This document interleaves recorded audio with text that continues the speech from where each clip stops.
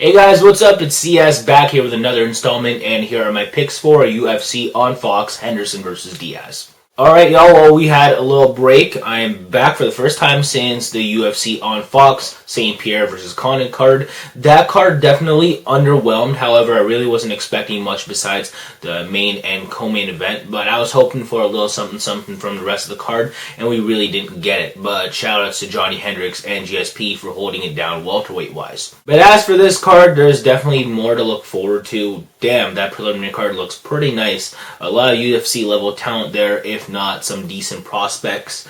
Like, I don't know, Tim Means or Henry Martinez. You know, I don't mind seeing these guys slug it out on the preliminary card.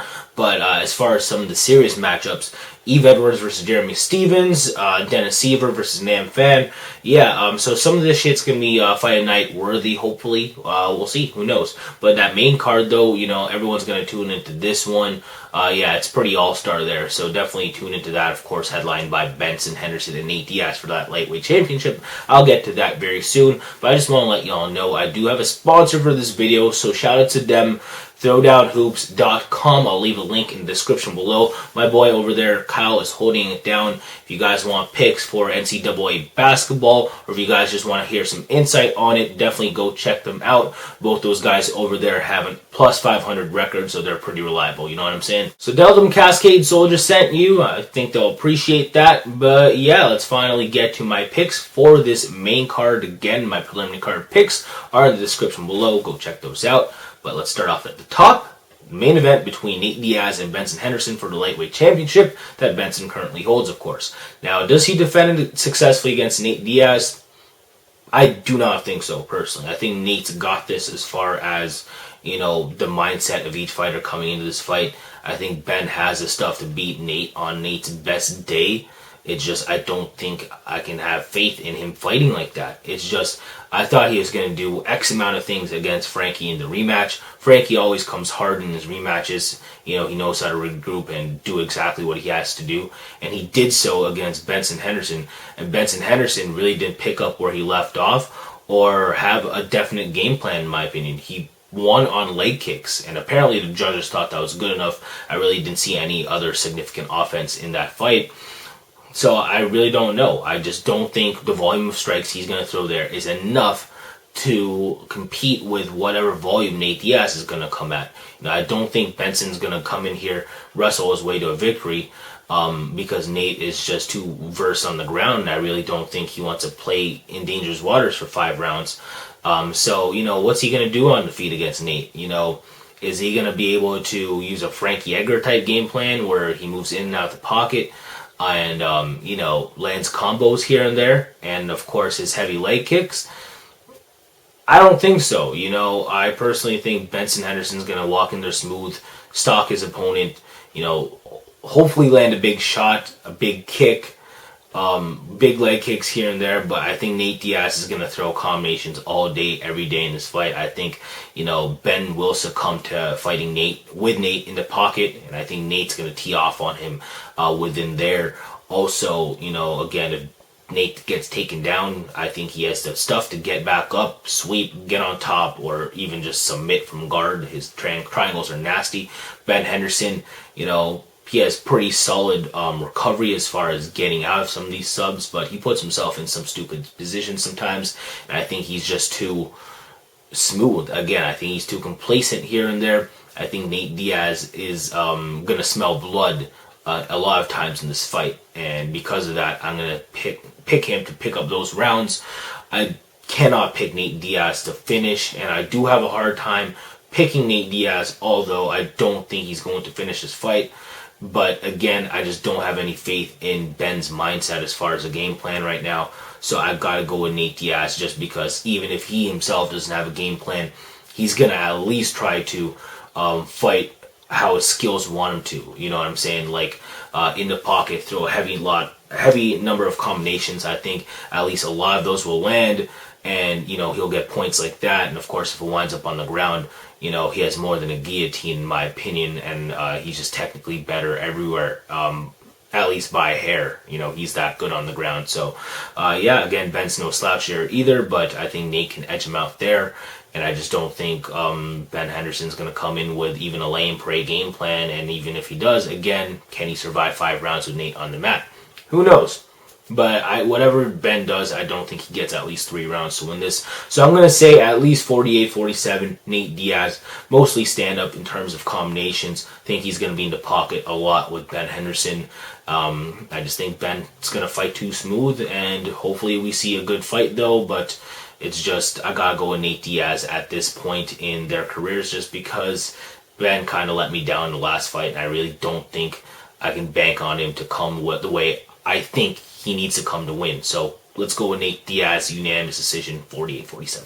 Alright folks, now let's move on to the co-main event, light heavyweight matchup between Mauricio Shogun Rua and Alexander Gustafsson, most likely for a #1 contenders match after, if not the title shot. I have a hard time believing it would be a title shot, because say if Shogun Rua wins, who the hell is going to want to see him versus Jones? You know what I'm saying? He's just going to get wrecked. We'll still tune in to watch and buy the pay-per-view and all that jazz. It's still going to get sales, but we know we couldn't take the UFC seriously right then and there. You know what I'm saying?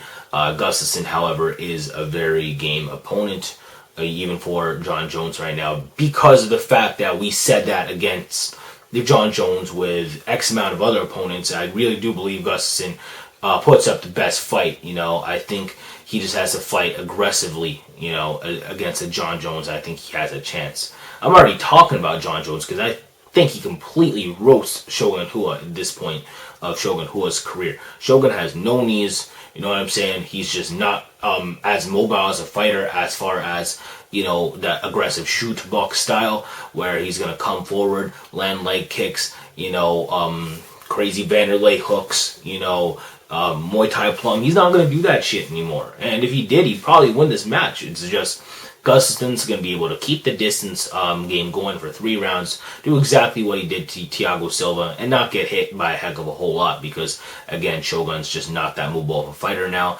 and Gustafsson is progressing as far as him being a fighter is concerned. He does train with Brandon Vera at fucking the Alliance, so he's going to learn a thing or two as far as, what he saw from their matchup, and I'm sure Brandon can tell him a lot of things. Brandon is a pretty good coach, believe it or not. So, I think Gustafsson's going to be properly prepared for this, although his corner from Sweden's going to be cornering him. I'm pretty sure they're not going to give him bullshit advice.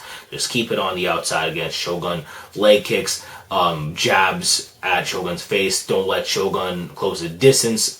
He still has the ability to, but again, it's not like the shoot the box of old, kind of Shogun, you know what I'm saying? So look for Gustafsson to win via UD like that. If he does get a finish over Shogun, I'm going to say it's most likely by TKO, like ref stoppage or maybe a submission. But yeah, I really can't pick Shogun here. If he does win, props to him. I'll be happy because Shogun's a good guy, and I'd like to see his resurrection as far as some of the old Shogun, but I think it's time for the future right now, and Gustafsson's just one of those guys. So yeah, Gustafsson again via unanimous decision, striking bike kinda. Now moving on, another easy pick, BJ Penn versus Rory MacDonald in welterweight. Guys, Penn hasn't fought in like a year and a half or some shit, or yeah, at least a year. Whenever the fuck that Nick Diaz fight was. Of course, he had him in round 1 as far as outboxing him, as far as footwork and pivoting, but he gassed. And the same thing will happen against Rory. This is not the same Rory MacDonald, 19 years old, against Carlos Condit. You know what I'm saying? Rory MacDonald's bigger now, and he has better cardio, he's stronger, he's more aggressive, believe it or not. And I think he's pretty much better everywhere than Penn is, as far as their facets of MMA are concerned right now. Penn, of course, has a crazy jiu-jitsu game, which he really doesn't implement unless he's fighting John Fitch for whatever reason. And his boxing, it's just too stationary, you know what I'm saying? I really think Rory can actually outbox him on the feet as far as pivoting, in and out movement, landing kicks and stuff. Penn has awesome power. However, I think Rory might be able to just keep him on the outside and just outstrike him like that. I really see that happening. Rory, of course, has the takedowns, the wrestling as well. And Penn, has good wrestling defense. It's just, Rory's athletic as hell. He's one of the more athletic welterweights out there. And I do believe he's actually the future of this division as far as who I see right now, as far as who has the best shot at GSP, although I know they'll never fight because they're teammates. Yeah, so expect Rory to be at least prepared for Penn because of that, Yeah, expect him to come with a plan that GSP came with against BJ Penn in their last fight. I think Rory's going to look similar to that. However, not get the finish. Of course, GSP got that finish in round 4. I believe that's the last time he finished someone too. But yeah, I think Rory's going to cruise at least 29-28 against BJ Penn. Maybe Penn gets some of the striking wars early on in the first round. It's going to look fairly exciting because it's Penn and, his aura and everything. He's great and shit. But yeah, Rory, it's, again, another fighter of the future, you know what I'm saying? And it's just time for the past to go. So BJ Penn is going to be done as of this fight. I would expect him to retire. Yeah, if not, he's going to be in that Brett Favre Saban limbo where he doesn't want to go like this. But yeah, Rory's going to beat that ass. So UD, Rory MacDonald, wrestling and boxing for the win. And next up, welterweight matchup between Mike Swick and Matt Brown. This is the last fight I'll be breaking down. Easy fight. Mike Swick should win this on paper, better everywhere. Matt Brown maybe smells blood more as far as the ground is concerned, and he does come forward a heck of a whole lot on the feet. However, Mike Swick is technically better. I think he'll be prepared for that. He has more knockout power. His natural power is definitely at a higher level than Matt Brown's. I really haven't seen Matt Brown knock someone the hell out.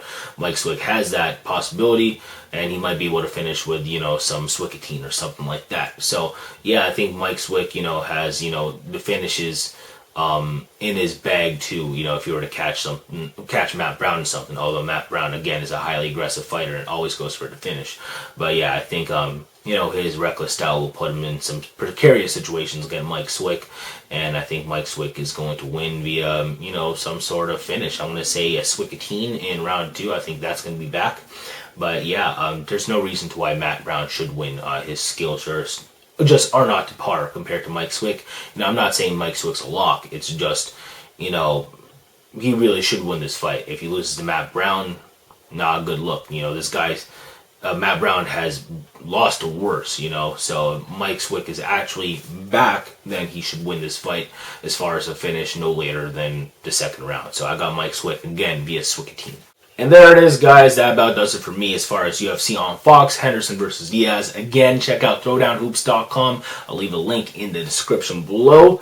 And yeah, preliminary card picks there as well, along with my social networking links like Facebook and Twitter. Follow me on there. I'll probably follow you back. So thanks again for all the support. Deuces for all my supporters, bruises for all my haters, and take care.